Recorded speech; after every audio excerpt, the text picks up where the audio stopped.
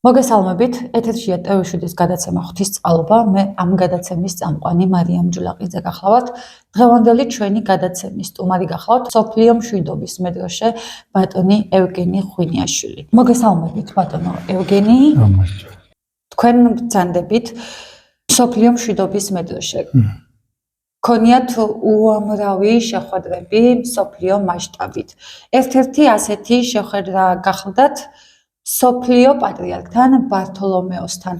თქვენი ურთიერთობა როგორც საქართველოს კათოლიკოს პატრიარქთან, ასევე ბართოლომეოსთან დაკავშირებით. როგორ შეხვდით მათ?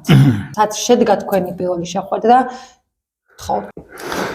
მე მშვიდობის მედროშეობა თავისთავად არ მომნიჭებია. ეს გარკვეულმა მოქმედებებმა განაპირობეს და როდესაც ლენინის ძეგლი ავიღეთ თავისუფლების მოედნიდან, წარმოიშვა საკითხი თავისუფლების მოედანზე რაღაც უნდა დადგმულიყო, იმიტომ რომ ცარიელი იყო ყოველთვის და კი თავისუფლების მოედანი დღესაც ქვია, მაგრამ ადრე ერქვა ლენინის მოედანი. შემდეგ თავისუფლების მოედანი და ბატონი ემირ ბურჯანაძე გახლდათ მხატვარი, არაჩვეულებრივი პიროვნება, რომელთანაც ერთად საქართველოს გერბი, საქართველოს დროშა, საქართველოს თუ კი რამე მედალიონები არსებობს, წმინდა გიორგის, ღირსების თუ სხვადასხვა გამარჯვებულების და ღირსეულების დაჯილდოებები რომ ხდება ხოლმე, ამ პიროვნებასთან ერთად ჩვენ ერთად ვჭობდით ხოლმე და ვალაგებდით თემებს, როგორი უფრო სწორი და ლამაზი და ღირსეული იქნებოდა თავის და მიხედვით როგორი ღირსებით, ღირსების ორდენი თუ მედალი თუ ასე შემდეგ, გერბების დამზადების პერიოდიც რა თქმა უნდა, რომ ვამზადებდით ხოლმე სხვადასხვა თუნდაც რაიონული ქალაქების დროშები, გერბები და ასე შემდეგ და ეხლა უწმიდესთან რა კავშირი გქონდა? ყოველთვის რამეს რომ ვამზადებდით ხოლმე, აუცილებლად მის უწმიდესობასთან ერთად უნდა გაგვევლო რაღაცა აუცილებელი პირობა, რამდენად სწორად, რამოდენიმე ვარიანტი რო ქონდა ხოლმე, შემდეგ იმას ვალაგებდით და მისთვის უფრო რელიგიურ ხედვა და რელიგიურ რაკურსში თუ არ მოექცეოდა ჩვენი ნამუშევარი, ჩვენ იმას, როგორ გითხრათ, გზის დალოცვას მხოლოდ და მხოლოდ პატრიარქისგან ვღებულობდით ხოლმე. ასევე პირველი ჯვარი წმინდა რკინის ჯვარი გავაკეთეთ და ფოკაში მისი სიწმინდე წმინდანინო რომ შემოაბიჯა, ესე იგი საქართველოს ტერიტორიაზე, ფეხი რო შემოდგა, იმ ადგილას ჩვენ დავდგით პირველი ჯვარი კომუნისტების შემდგომ პერიოდში და მისმა უწმიდესობამ დაალოცა ეს ჯვარი გავაკეთეთ, რა თქმა უნდა, ემირ ბურჯანაძის თაოსნობით, მხოლოდ პატრიარქის ლოცვა კურთხევით. ისე ხომ არ დაიდგმეოდა ის არა, რა თქმა უნდა, მისი უწმიდესობის ხელდასმით კეთდებოდა ყველაფერი. და ესე იგი იქ ხდებოდა ფოკაში რომ დავდგით ეს პირველი ჯვარი, რატომ ვამბობ პირველ ჯვარს იცით?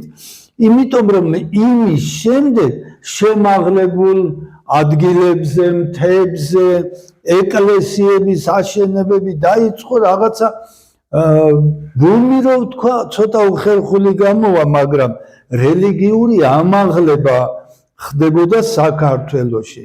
რა თქმა უნდა, ჩვენ აღფრთოვანებულები კი არა, გახარებულები ვიყავით, რომ ასეთი მისია დაგვაკისრა მისმა უწმიდესობამ.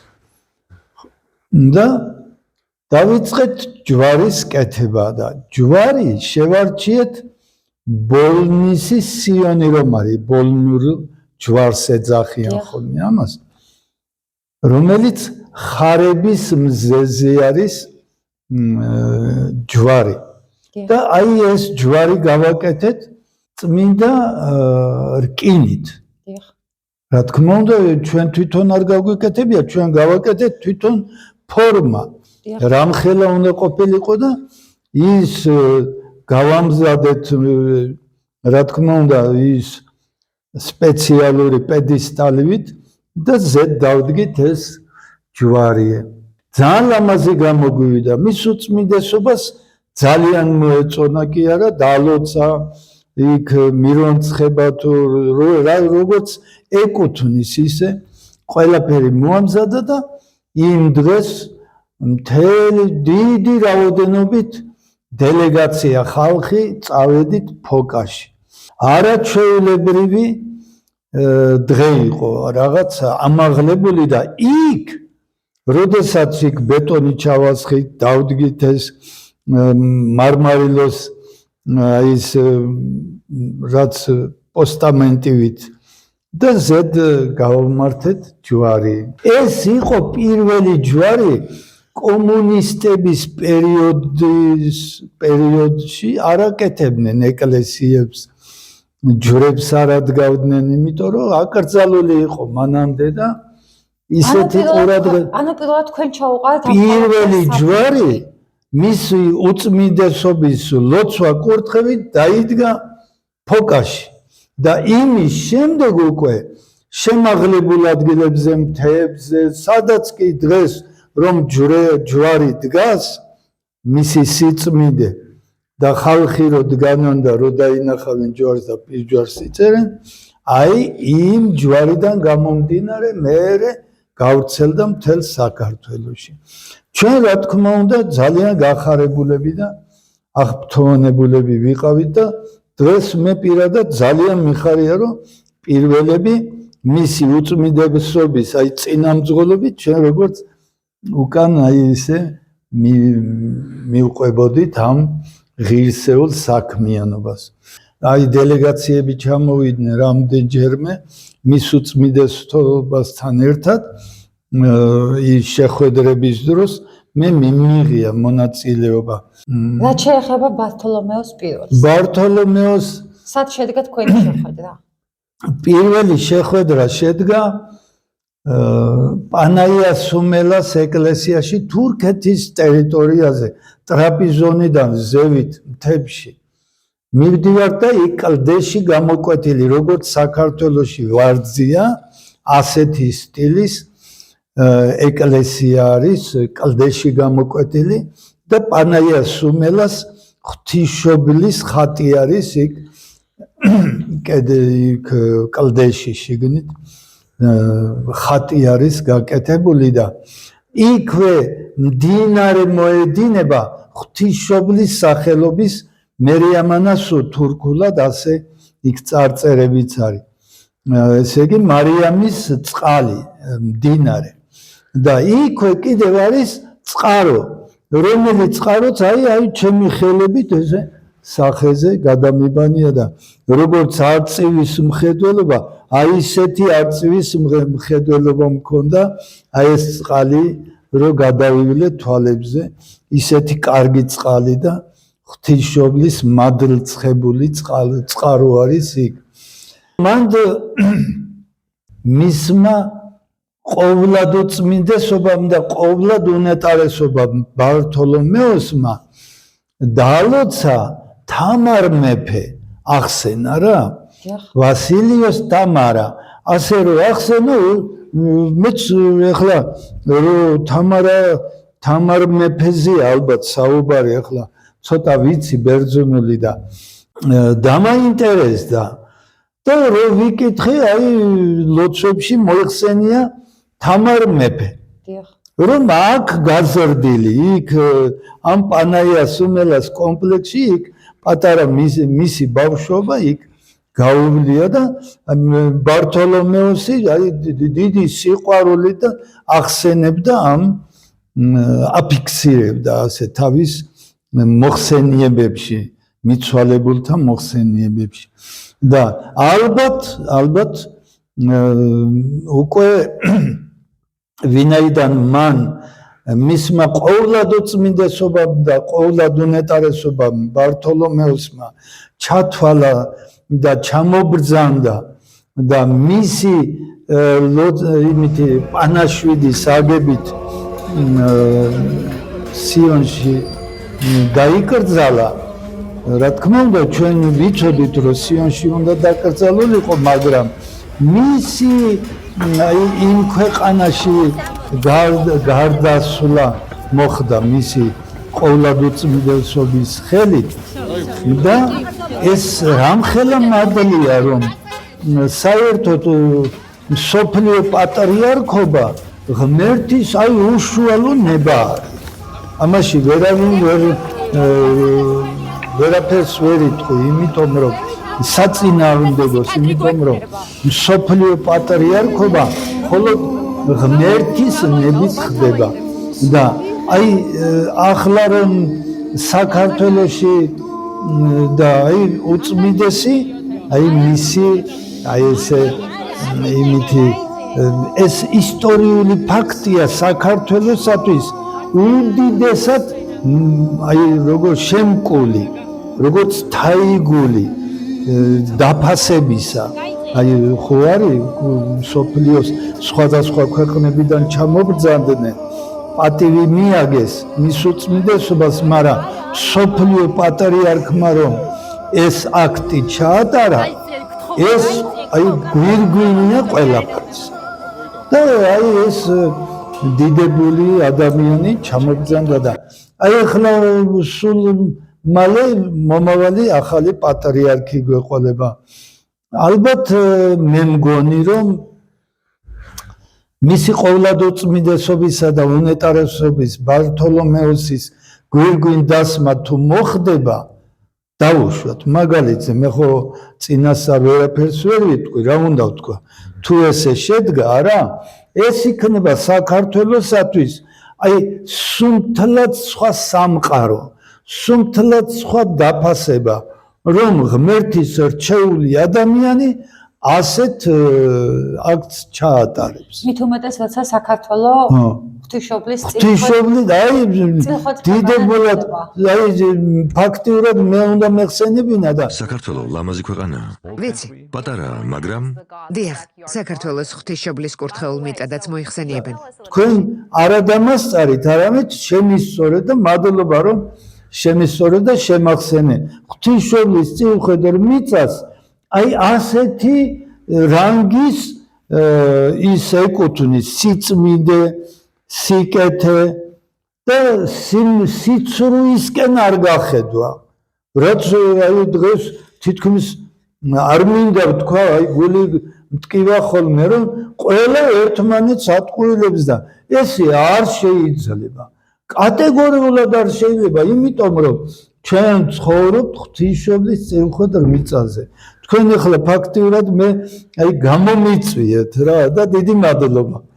მე მომწონს, როცა გულიანად ეკიდებიან საკითხს და გულითადად ეხმიანებიან თემას. ბატონო ევგენი, თქვენ ბრძანდებით მსოფლიო მშვიდობის მედროშე. კი ბატონო. ერთ-ერთი თანაავტორი, ესე ვიტყოდი, ლაზარეს აღდგინების ძეგლის. და მოდით გვესაუბრეთ ამ ძეგლის შესახებ, რომელიც ჯერ არც დაგეგმულა, თუმცა იდეაში არის. კიდევ შემახსენე, მე არ მიხსენებია ლაზარეს აღდგინების რა ურთიერთობა მქონდა უწმიდესთან, სწორედ ლაზარეს აღდგინების ძეგლთან დაკავშირებით. და უყურეთ, ლაზარეს აღდგინების ძეგლში იმხელა მადლი და იმხელა ძალა დევს და რატომ დევს და საიდან ვიცი რომ დევს? იმიტომ ვიცი რომ მისი უწმიდესობისა და უნეტარესობის ხელდასმით, მითითებით, ლოცვა კურთხევით და რამოდენიმე ვარიანტს შევარჩევდით ხოლმე, გავაკეთებდით და მიუტანდით არა, რომელიც ყველაზე მისაღები და გულთან სულიერ ამაღლებისკენ კარგად დგომაში იყო ის თემა, ეს თემა თუ ეს თემა, იმას ამოირჩევდა ხოლმე, დალოცავდა ხოლმე და აი ისე ვაკეთებდით ფაქტიურად ლაზარეს აღდგენების ძეგლის წამყვანი ხელმძღვანელი ავტორი, თავარი ავტორი მისი უწმიდესობა არის რა. და ჩვენ თანაავტორები მხატვარი თავის საქმეს აკეთებდა, მაგრამ აი ერთ მომენტს გეტყვით, როდესაც ის მოვიდა კიკუს ეკლესია კვიპროსში არის ასეთი, იქიდან არქიმანდრიტი იყო ჩამოსული და მის მოუწმიდესობამ მოიყვანა ქაშვეთის ეკლესიაში. აი წინა მხარე, ზედა მხარე, დასავლეთის კარიბჭე რომ არის შესასვლელი. აი იქ ჯერ კიდე ხარაჩოებში იყო ეს ქაშვეთის ეკლესია და ელდარ ციციშვილი იყო გამგებელი ამ ქვათა დადგმის, აი თვითონ ორნამენტიანი ქვები, იქ გამოკვეთილი ფორმები რამე, რომ უნდა დაწყობილიყო, თვითონ თავისი ხელით ზუსტად აჯენდა ხოლმე და ასე შემდეგ და საღამო ხანი იყო და მე ელდარ, იმიტომ რომ ლაზარეს აღდგენების ძეგლთან დაკავშირებით მარტო ემირ ბურჯანაძე არა, იქ მამუკა დარისპანაშვილი, თინათინ თევზაძე, ირაკლი ანდრიაძე, მერი ძალიან აი ესეთი არ მინდა გამოვტოვო, თალეშონია ეს აკადემიკოსი, აი ისეთი წრე ქონდა და მე ევგენი ღვინიაშვილიც ამ საკითხებში იდეოლოგიურ ფორმატს ვიძლეოდით, ხილვები, სიზმრები, რამე, ყველაფერი შედიოდა შეგნით რაც შეიძლებოდა უმაღლესი და კლასიკური. აი იქ მე ჩემი აზრი რომ წარუდგენე მის უწმიდესობას, რომ აი ღვთისმშობლის კალთა გადაფარებული საქართველოზე და როგორ გადარჩება და რო არაფერი ცუდი არ ელოდება საქართველოს და აი ეს ყველაფერი რო აუხსენი და როგორ იყო ეს ღვთისმშობლის კალთა გადაფარებული, მე ხილვა მქონდა და აი ეს აუხსენი მის უწმიდესობას და აუცილებლად უნდა შევიტანოთ ამ ლაზარეს აღდგენების ძეგლშიო და იქ არის ერთ-ერთ ნაწილში ზუსტად აი ის ფორმა ლაზარეს აღდგენების ძეგლში და აი იქ ქაშვეთთან რომ მობრძანდა მისი უწმიდესობა და უნეტარესობა სტუმართან ერთად, ეს ელდარი უცბად ჩამოვიდა ამ ხარაჩოებიდან და მერე გადმოხდა. და რო გადმოხდა წინ აი ესე მოდიან დაუშვა და წინ გადმოუხდა ეს კაცი მხატვარი და უყურებს, ახლა იცნობენ ერთმანეთს, უწმიდესი ძალიან კარგად იცნობდა, იმიტომ რომ ამ იმას კომპლექსს რო აკეთებდა ქაშვეთის წინა ფასადს, დღეს რო მთავარი შესასვლელი კარიბჭეა, რო აკეთებდა მას დაავალა და სულ ერთად მიმოიხილავდნენ და აი ესე გულითადად იყო და ხშირად სტუმრობდა იმ ადგილს და ამოწმებდა როგორ კეთდება და რამე და ის ხუმრობით ეუბნება, უცბად ანგელოზი მეგონეო, რომ ზევიდან რომ გადმოხტიო და ისეთი კარგი ატმოსფერო შინაურული ის წარმოიშვა და მე მის უწმიდესობას გავკადნიერდი და ვთხოვე, რომ ძალიან დიდი ბოდიში მეთქი და ელდარისაც მოუბოდიშე, რომ ელდარ მეთქი რაღაც საიდუმლოს თქმას მინდა მეთქი მის უწმიდესობასთან ლაზარეს აღდგენების ძეგლთან დაკავშირებით. იქ რაღაც საიდუმლო ნაწილია, მხოლოდ და მხოლოდ უწმიდეს უნდა სცოდნოდა და ასეც როგორც ცალკე გავედით და უთხარი, ეს არის და რამდენად მისაღები იმუშავე მაგ საკითხზეო. მე ჩემგან ლოცვა კურთხევა გააქვსო და დამლოცა და ეს საიდუმლო ნაწილი ამ ლაზარეს აღდგენებისა. აი ახლა მომავალი პატრიარქი, ვისაც აირჩევენ, მე არავისთან არ გავამხელ ამ თემას, ეგ არის რა რაღაცა ეკლესიების კეთების დროს თავისებური საიდუმლო ნაწილები გააჩნია და არ შეიძლება რომ ყველამ იცოდეს და რამე და მხოლოდ პატრიარქმა უნდა იცოდეს ვინც ღვთისგან ხელდასმით იქნება პატრიარქი იმიტომ რომ პატრიარქებს ღმერთი ირჩევს და არა ხალხი არ ირჩევს ღმერთი ირჩევს და ღმერთი კეთილ ადამიანს მოავლენს ხოლმე აუცილებლად და მე მჯერა რომ ასე იქნება და მე მას აუცილებლად ამ საიდუმლო ნაწილს გადავცემ და ასე შემდეგ მე ესე მესახება და რა სიტყვით მომავალ პატრიარქზე და თქვენი აზრით როგორი უნდა იყოს იგი დღეს საქართველოს დგას დიდი განსაცდელის ბჭყალებში ვიტყვი არჩევანის წინაშე რომელმაც უნდა აირჩიოს საქართველოს თავარი პირი სულიერი მამა საქართველოს კათოლიკოს პატრიარქი რა თქმა უნდა ილია მეორის შემდეგ თქვენი აზრი ამ ეხლა უყურეთ რაშია საქმე ვინც არ უნდა აირჩიონ დაუშვათ ეპისკოპოსების სინოდის შეკრება რომ მოხდება ვინც არ უნდა აირჩიონ პირდაპირ უწმიდესი და უნეტარესი შეიძლება წოდება მიანიჭონ მაგრამ ეხლა როგორიც ვიცით მისი უწმიდესობა და უნეტარესობა ილია მეორე